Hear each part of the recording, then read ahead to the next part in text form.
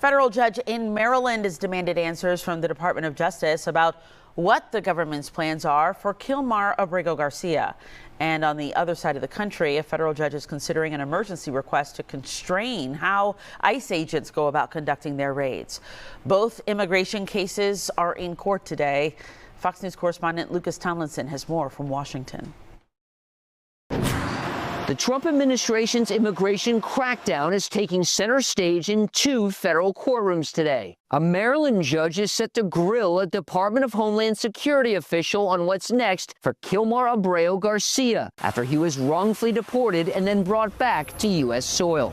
If they want to take another run at it and do the process legally and correctly, we will defend that in immigration court. Garcia is now behind bars over human trafficking charges. Federal judge says he could be released ahead of trial as early as next week. But the Justice Department has indicated if he's released, ICE will deport him to a third-party country. The judge overseeing Garcia's lawsuit against the DHS is demanding an official testify about next steps. The last time that Kilmar Abrego Garca was put on an airplane, he did not know where that airplane was flying to until it landed at the airport in El Salvador.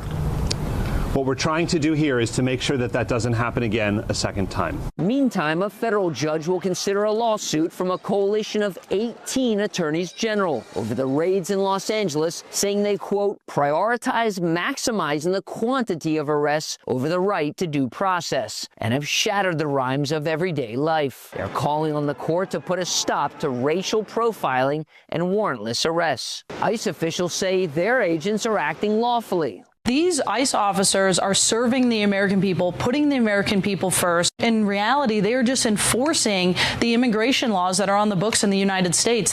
President Trump says he would not consider a law forcing ICE agents to show their identities while making arrests.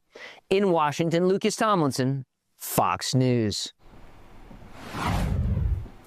Back here at home, the Gwinnett County Solicitor General has dropped all charges against journalist Mario Guevara. ICE agents detained Guevara during an immigration protest last month. Today, the Solicitor General sent a statement saying charges of reckless driving and unlawful use of a telecommunications device have been dropped due to lack of evidence. The announcement comes amid ongoing claims that Guevara is being targeted for his work documenting immigration enforcement operations. Guevara still remains in ICE custody despite being granted bond by a judge.